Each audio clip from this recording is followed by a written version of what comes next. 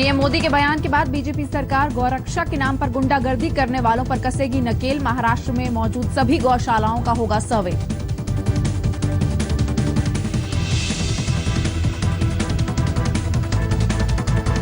शिवसेना ने अपने मुखपत्र सामना में साधा पीएम मोदी पर निशाना। लिखा, 2 साल में गौरक्षा के नाम पर अवैध गतिविधियां चलाने वाले लोगों में कैसे हुआ इजाफा। घाटकोपर में टैंकर भेजने के नाम पर बीएमसी में भ्रष्टाचार। पाइपलाइन से पहुंच रहा है पानी, लेकिन कागजों में टैंकर सप्लाई के नाम पर हो रही है धांधली। मुंबई की मेयर ने बीएमसी को जीएसटी से बाहर रखने की मांग की। कहा, केंद्र से फंड मिलने में हो सकती है देरी, लटक सकती है बीएमसी की योजनाएं। महाराष्ट्र की शिरडी और शेगांव मंदिरों को बम से उड़ाने की धमकी। आतंक का खत मिलने के बाद बढ़ाई गई सुरक्षा। जबरदस्त बारिश के बाद मिराज से लातूर पहुंची आखिरी जलदूत। अप्रैल महीने से लातूर की प्यास बुझाने के लिए ट्रेन से हो रहा था वाटर सप्लाई।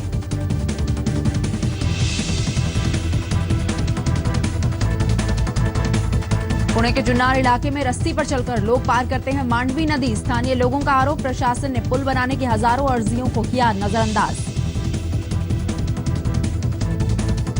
सांगली में रेप पीड़िता ने की आरोपी के फार्म हाउस में आत्महत्या। एमएनएस की महिला फ्रंट ने की आरोपी की जमकर पिटाई। दिवंगत प्रत्यूषा बैनर्जी के बॉयफ्रेंड राहुल राज की अग्रिम जमानत पर बॉम्बे हाईकोर्ट में कल होगी सुनवाई। धोखाधड़ी के आरोप में पहले खारिज हो चुकी है याचिका। कोल्हापुर में खतरे के निशान से ऊपर बहती पंचगंगा नदी में 4 बच्चों की जानलेवा हरकतें। प्रशासन ने दी है नदी से दूर रहने की हिदायत। चलती ट्रेनों के पास सेल्फी लेने पर होगी 5 साल की जेल। आरपीएफ चला रहा है जागरूकता अभियान। प्लास्टिक की बोतलों से निजात पाने की वेस्टर्न रेलवे की पहल। 20 स्टेशनों पर लगाई जाएंगी बोतलें क्रश करने वाली मशीनें। सौर ऊर्जा से दौड़ेगी बेस्ट की बसें। तकनीकी प्रशिक्षण केंद्र ने तैयार किया मॉडल।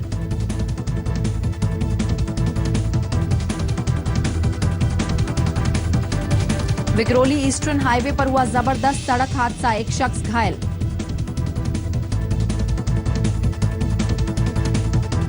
रेलवे टिकटों की दलाली हुई दुगनी। 3 महीनों में 997 दलालों की गिरफ्तारी।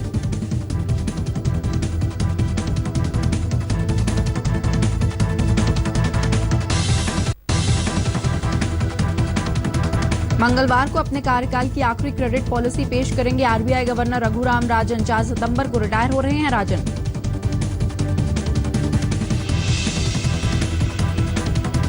आरबीआई पॉलिसी से पहले चमका बाजार। सेंसेक्स 109 अंक बढ़कर 28,182 पर बंद। निफ्टी 28 अंक बढ़कर 8,711 पर बंद।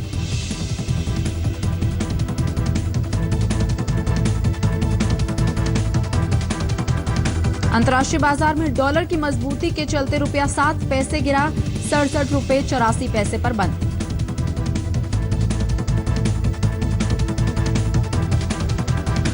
सोने चांदी की चमक फीकी। सोना 410 रुपये गिरा। 30,900 पर हुआ बंद। चांदी में 970 रुपये की गिरावट।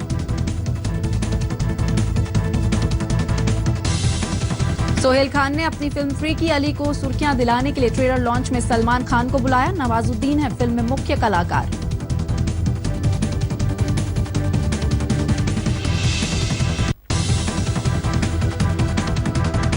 सलमान खान और कटरीना कैफ एक फैशन ब्रांड के लिए साथ करेंगे एड फिल्म। रणबीर से ब्रेकअप के बाद सलमान के साथ कई बार दिखी हैं कटरीना।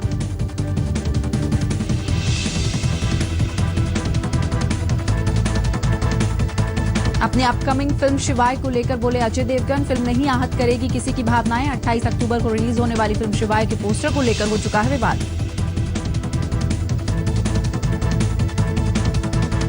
फिल्म जय गंगा जल के सह निर्माता ने फिल्म के निर्देशक प्रकाश झा की प्रोडक्शन कंपनी पर लगाया धोखाधड़ी का आरोप। रिलीज के महीनों बाद भी नहीं मिली मूल कॉपी।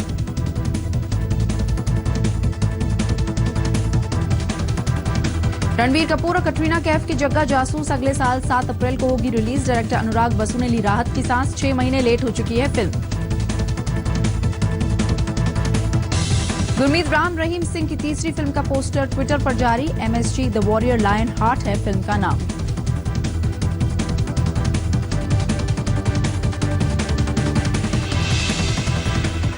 नमस्कार, मैं हूं बीना नवीन। आप देख रहे हैं मुंबई मेट्रो। देवेंद्र फडणवीस सरकार ने महाराष्ट्र की सभी गौशालाओं का सर्वे कराने का आदेश दिया है। पीएम मोदी के बयान के बाद बीजेपी सरकार गौरक्षा के नाम पर गुंडागर्दी करने वालों पर नकेल कसने की तैयारी में।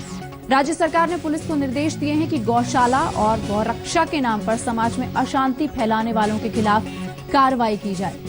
और माना जा रहा है कि मोदी के आदेश के बाद देवेंद्र फडणवीस सरकार ने यह फैसला लिया है।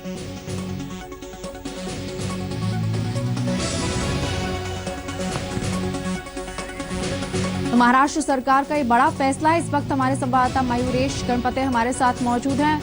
मयूरेश, कितनी गौशाला है और किस तरह से इस पूरे सर्वे को अमली जामा पहनाया जाएगा?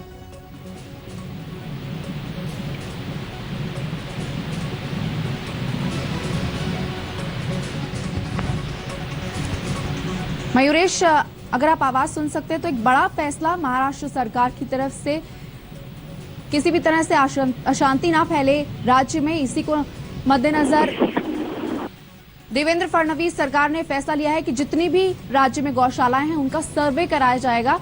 मयूरेश, किस तरह से इस पूरे सर्वे को आगे बढ़ाया जाएगा, अमली जामा पहनाया जाएगा?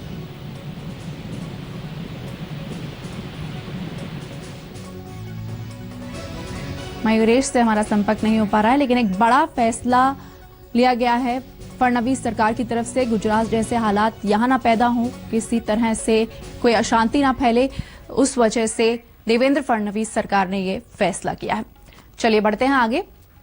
महाराष्ट्र के सांगली जिले के मिराज में एक बलात्कार पीड़ित महिला के आरोपी के फार्म हाउस में जाकर उसने खुदकुशी कर ली। एक सनसनीखेज मामला सामने आया है और आज जब पुलिस उसे कोर्ट के सामने पेश करने जा रही थी तो आरोपी अमित कुर्णे को एमएनएस की महिलाओं ने मिलकर, महिला फ्रंट ने जमकर उसकी पिटाई की है। सांगली का ये मामला है जहां एक रेप पीड़िता ने खुदकुशी कर ली आरोपी के फार्म हाउस में ही।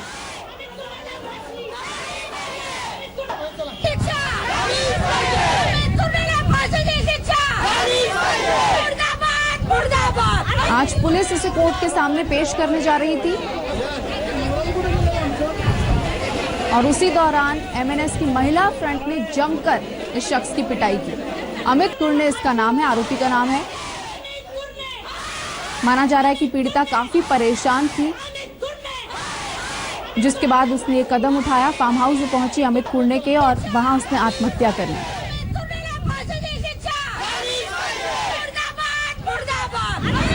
जिस पुलिस अधिकारियों ने उनका गुना जो दर्ज नहीं किया, इसके लिए हम यही मांग करते हैं कि इस पुलिस अधिकारियों को पर भी गुना दाखिल किया जाए और उनको भी सह आरोपी किया जाए, जो कि उनको भी शासन होना चाहिए। एक केस फास्ट ट्रैक कोर्ट में चालू होनी चाहिए, जो कि उसको अच्छा अनुभवी सरकारी वकील मिलना चाहिए। खुद मुख्यमंत्री जी ने उनको ध्यान देकर, इस केस में ध्यान देकर उसको न्याय मिलने के लिए कोशिश करनी चाहिए। यही महाराष्ट्र नवनिर्माण सेना की तरफ से हमारी मांग है। 3 जो अपराधी है उनको गिरफ्तार किया गया है। उनकी पुलिस कस्टडी रिमांड 12 दिन के लिए है और इस अपराध का जो इन्वेस्टिगेशन है वो लोकल क्राइम ब्रांच करेगी। इसमें पुलिस बहुत माइन्यूटली इन्वेस्टिगेशन करेंगे और डिटेल्ड इन्वेस्टिगेशन के बाद direct evidence, circumstantial evidence, scientific evidence, ये सब इकट्ठा करके ये आरोपियों, ये अपराधियों को शिक्षा होने के लिए, उनको सज़ा होने के लिए ठीक तरह से दोषारोप दर्ज किया जाएगा। तो इस वक्त हमारी संवाददाता स्वाति हमारे साथ ज्यादा जानकारी के साथ मौजूद है। स्वाति, पुलिस अपनी कार्रवाई कर रही थी, आखिरकार बात इतनी कैसे बढ़ गई कि एमएनएस की महिला फ्रंट की महिलाएं आगे आई और उन्होंने जमकर इस आरोपी की पिटाई कर दी? बात यह है कि इसमें ये जो महिला पे जो अत्याचार हुआ है वो पिछले महीने हुआ है। उस पे केस भी पिछले महीने ही दर्ज हुई थी, लेकिन अभी तक आरोपी को अरेस्ट नहीं किया गया था। इसलिए ये एमएनएस की और यहाँ की सारी महिलाएं बहुत संतप्त हो गई और उन्होंने जब आरोपी को देखा कि पुलिस उसको गाड़ी में लेके कोर्ट जा रही है, तो उन्होंने कहा कि उसे आम आरोपी की तरफ पैदल क्यों नहीं ले जा रहे हो। इस बात पे उन्होंने उनको पकड़ा और उसकी मारपीट की।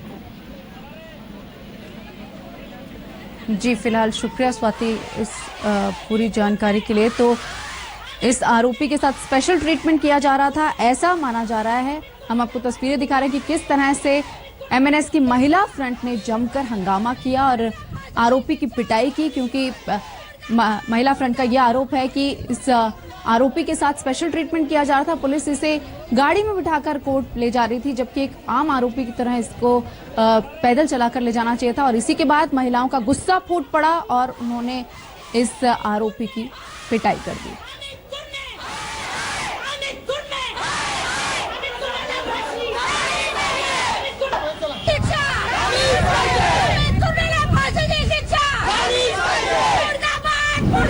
शिवसेना अध्यक्ष उद्धव ठाकरे ने आज मुख्यमंत्री देवेंद्र फडणवीस से उनके बंगले पर मुलाकात की। शिवसेना कोटे से कई सीनियर मंत्री भी इस मीटिंग में मौजूद रहे। शिवसेना विधायकों की शिकायत है कि बीजेपी के मंत्री उनकी विधानसभा क्षेत्रों में जुड़ी जो समस्याएं हैं उन्हें नहीं सुनते हैं। सूत्रों के मुताबिक इसी मुद्दे पर उद्धव ने मुख्यमंत्री से चर्चा की और मीटिंग की। मीटिंग में उद्धव को आश्वासन दिया गया कि हर 3 महीने बाद इस तरह की रिव्यू मीटिंग रखी जाएगी और शिवसेना विधायकों की शिकायतों का समाधान ढूंढा जाएगा।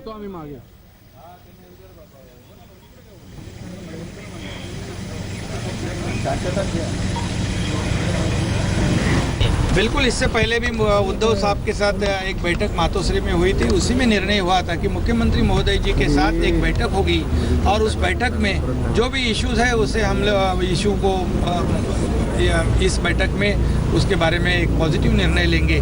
सकारात्मक भूमिका आज की बैठक में थी। उद्धव जी थे, मुख्यमंत्री जी थे, हम सब लोग थे और इसमें हमारे रीजन वाइज प्रतोद भी थे और विधायक हमारे थे। और इसके बाद भी मंत्री जी की, मुख्यमंत्री महोदय जी के साथ विधायकों की भी रीजन वाइज बैठक होगी। उसमें जो जो इश्यूज है सब इशू वहाँ पर सेटल होंगे। अच्छी बैठक हुई है। जाकिर नायक की संस्था इस्लामिक रिसर्च फाउंडेशन और रिजवान खान का पक्ष सामने रखने के लिए कुछ एनजीओ सामने आई हैं। इनका कहना है कि जाकिर नायक और उनकी संस्था पर जबरन धर्म परिवर्तन के जो आरोप लगाए जा रहे हैं वो गलत हैं। मुंबई के नरीमन पॉइंट में इकट्ठा हुए ये लोग हैं जिन्होंने इस्लाम धर्म अपनाया है। कई ऐसे हैं जिन्होंने हाल ही में अपना धर्म परिवर्तन किया है, तो कुछ को दशक हो गए। इनमें से एक महिला ने रिजवान खान की भी मदद ली। वही रिजवान खान जिसे महाराष्ट्र एटीएस ने गिरफ्तार किया है। रिजवान खान पर आरोप है कि उसने केरल के एक दंपत्ति का धर्म परिवर्तन करवाया, जिनके बाद में आईएसआईएस में शामिल होने का शक है। मैं क्रिश्चियन फैमिली से बिलोंग करती थी और मेरी फ्रेंड्स, मेरे नेबर्स वो मुस्लिम रिलीजन को फॉलो करते थे। तो उन लोगों ने मुझे दावा दी है इस्लाम का, दावत की इस्लाम के बारे में बताया उन लोगों ने। लेकिन मुझे फिर भी थोड़े बहुत मिसअंडरस्टैंडिंग्स थे क्रिश्चियनिटी को और इस्लाम को लेकर। उसके बाद मैंने जाकिर नायक का वीडियो देखा, जो विलियम कैम्पबेल और जाकिर नायक का डिबेट था। तो उसके बाद मुझे महसूस हुआ कि जो मैं फॉलो कर रही हूँ वो गलत है, क्योंकि बाइबल में लिखा है कि हम लोगों को आइडल वर्शिप नहीं करना चाहिए। उसके बावजूद भी हम कर रहे, वो मुझे ज़्यादा स्ट्राइक हुआ। उस वजह से मैंने रिलीजन चेंज किया।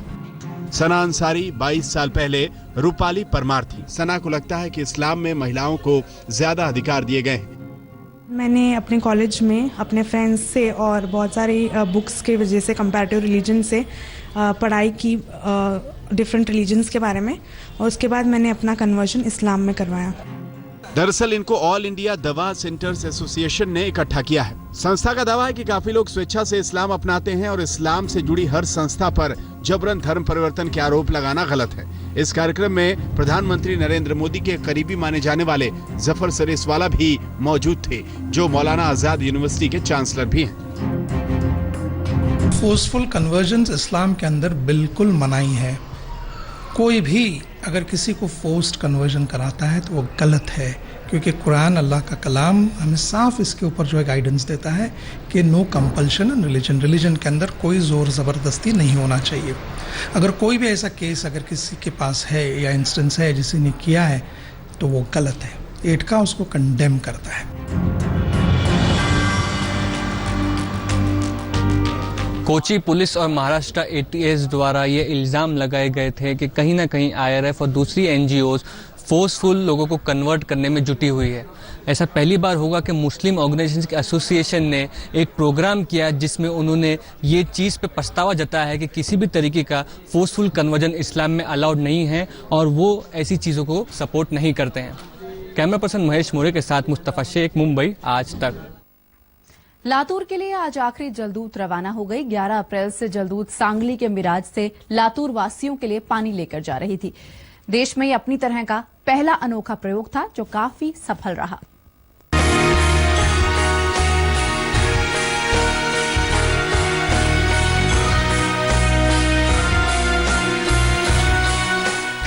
से लाखों लोगों की प्यास बुझा रही जलदूत ट्रेन का यह आखिरी सफर है। ट्रेन लोगों को उनकी मंजिल तक पहुंचाती है, लेकिन जलदूत ने लोगों की प्यास बुझाई। मराठवाड़ा के लातूर के लोग पिछले 4 सालों से अकाल की मार झेल रहे थे, लेकिन इस साल पहली बार जलदूत की वजह से लातूर वासियों को बूंद बूंद पानी के लिए तरसना नहीं पड़ा।